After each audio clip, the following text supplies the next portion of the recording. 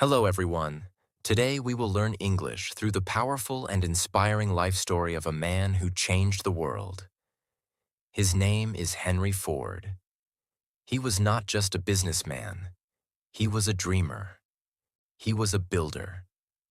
He was a man who believed that ordinary people could achieve extraordinary things. His story will help you not only improve your English, but also give you lessons about hard work, courage, and vision. Henry Ford was born on July 30th, 1863, in a small farmhouse in Michigan, USA. His family was poor. They lived on a farm. His father, William Ford, was a farmer from Ireland. His mother, Mary Ford, was born in Michigan to Belgian immigrants. Henry was the eldest of 6 children. Life was simple, but life was hard.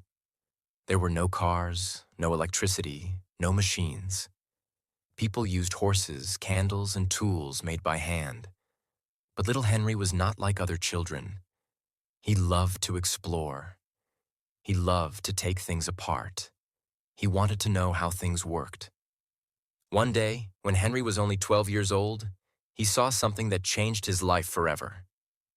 He saw a small steam engine on the road. It was pulling a wagon. The machine moved without horses. Henry was amazed. He thought to himself, if a machine can move without horses, then maybe one day people can travel without horses too. That day, a seed was planted in Henry's mind. As a boy, Henry hated farm work. He did not enjoy plowing fields or taking care of crops. Instead, he spent his free time in a small workshop his father built for him. Inside that workshop, Henry played with tools, metal, and wood. He would build watches, toys, and even small machines. He loved to repair broken watches for his friends and neighbors. He was known as the watch repair boy in his village. This passion for machines grew stronger every day. When Henry was 16, he made a big decision. He left his family farm and moved to Detroit, a growing industrial city. He wanted to learn about machines. He found work as an apprentice in a machine shop. The job was hard. The hours were long. But Henry was happy. He was learning. He watched every move of the skilled workers. He practiced. He asked questions. Slowly, his hands became strong and his mind became sharp. Detroit was full of new inventions at that time. The city was alive with energy, factories, and dreams. Henry felt he was in the right place. But life was not easy. He worked for little money. Sometimes he walked miles to work. Sometimes he went hungry. But he never gave up. He believed he was preparing for something greater. After 3 years, Henry returned to his family farm. But he did not stay to farm. Instead, he worked with small engines and studied mechanical engineering. He joined the Edison Illuminating Company as an engineer in 1891. This was a turning point in his life. At the Edison Company, Henry learned about electricity and power. He met Thomas Edison himself. Edison saw Henry's passion and encouraged him to continue building his dream. This gave Henry confidence. Henry had one big dream. He wanted to build a gasoline-powered car. At that time, cars already existed, but they were very expensive. Only rich people could buy them.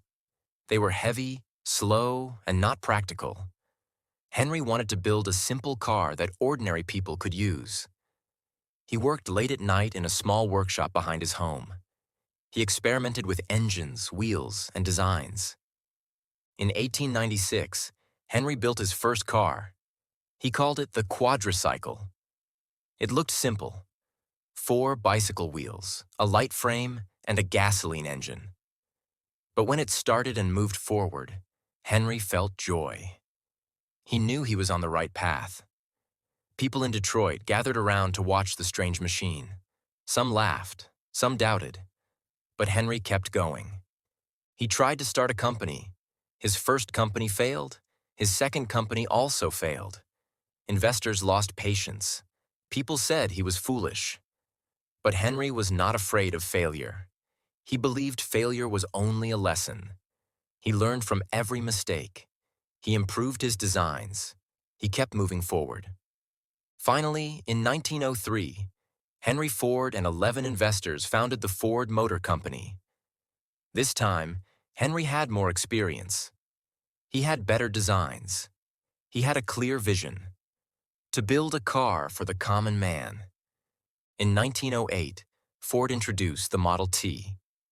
This was not just a car. This was a revolution. The Model T was simple, reliable, and affordable. At first, it cost $850. Later, the price dropped to only $260. For the first time in history, ordinary working families could buy a car. The streets of America began to change. Horses disappeared. Cars filled the roads. People could travel farther, faster, and easier. But Henry Ford did not stop there. He wanted to build cars faster and cheaper. In 1913, he introduced the moving assembly line in his factory. This was one of the greatest inventions in industry. Instead of workers moving around to build one car, the car moved on a belt, and each worker added one part. This saved time and energy. Production became 10 times faster. Other companies soon copied this method. The assembly line changed the entire world of manufacturing.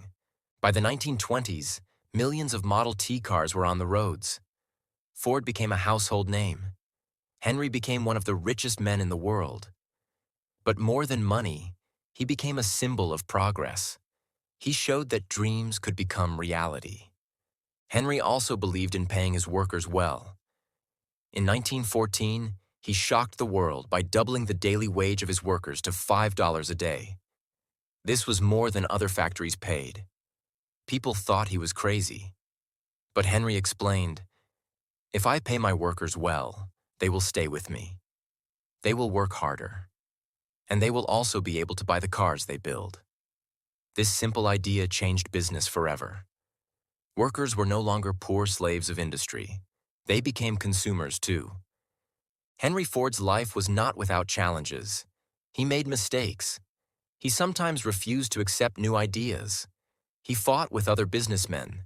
He even failed to modernize after the success of the Model T. Competitors like General Motors eventually passed Ford in sales. But Henry's vision remained powerful: make cars for everyone. Beyond business, Henry had strong beliefs. He hated war. During World War I, he tried to promote peace. He even funded a peace ship to encourage leaders to end the conflict. He was not always successful, but his heart wanted a better world. As he grew older, Henry stepped back from daily management. His son, Edsel Ford, took over much of the company's work. Henry was proud, but also protective. He wanted his vision to continue. Henry Ford lived to see the automobile become part of everyday life. Roads stretched across America. Cities grew. Families traveled for fun, not just work. Farmers reached markets more easily. Doctors reached patients faster. The car changed culture, economy, and society. Henry Ford died on April 7, 1947, at the age of 83. He left behind more than money. He left behind a legacy. His vision gave freedom to millions. His factory methods built modern industry. His ideas shaped the 20th century. My friend, Henry Ford's story teaches us many lessons. It teaches us that failure is not the end. Failure is a teacher. It teaches us that dreams are not just for the rich. Dreams are for everyone who dares to believe. It teaches us that innovation is not only about invention, but also about making life better for ordinary people. So, what can we learn for our own lives? We can learn that curiosity is the beginning of greatness. We can learn that hard work and patience can change the world. And most importantly, we can learn that one person's dream can give freedom to millions. Henry Ford once said, "Whether you think you can or you think you can't, you're right." These words are powerful. They remind us that our beliefs shape our future. If we believe in ourselves, We can do anything. The boy who grew up on a farm, who hated farm work, who loved to repair watches, became the man who built cars for the world. This is Henry Ford's inspiring life. And now, as you finish this story, think about your own dreams. Think about your own challenges. If Henry could turn his dream into reality, maybe you can too.